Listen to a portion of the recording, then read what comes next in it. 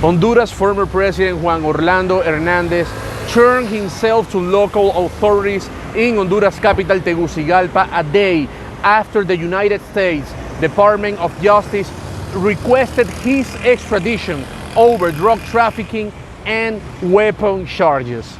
According to the extradition request submitted to Honduran authorities, Juan Orlando Hernandez was essentially part of a violent drug trafficking conspiracy that basically trafficked roughly half a ton of cocaine since the year 2004. This is extremely delicate.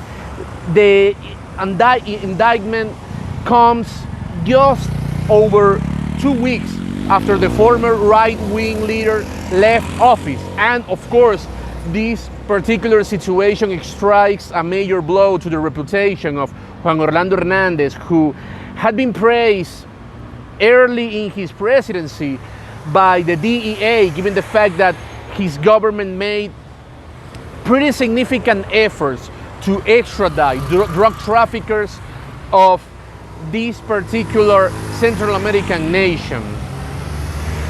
I mean, Juan Orlando Hernandez,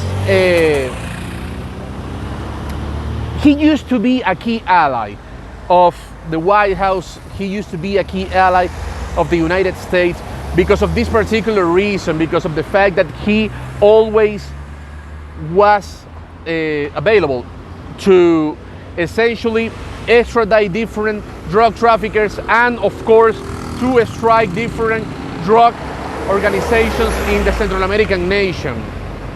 However, the case of the former right-wing leader is unfortunately another episode of the drug trafficking problem that Latin America has been dealing with over the last few decades.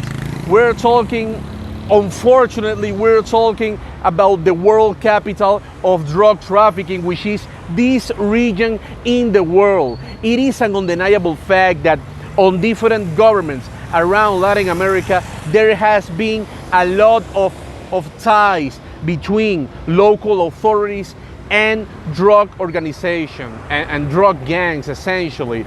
Not only in Honduras, but also in many other nations, such as Mexico, Colombia, and of course, Venezuela.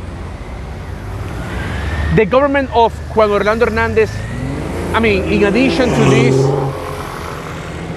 to this downfall, to this absolute disaster, to this latest news about the former right-wing leader, it is important to take into consideration the fact that his government was a complete disaster, given the fact that the economy suffered a lot during the years of the Juan Orlando Hernandez administration. And in addition to the economic part, democracy eroded during his administration. Democracy failed during the administration of Juan Orlando Hernandez, being the reason why radical left-wing candidate Xiomara Castro won the latest presidential election in this Central American nation.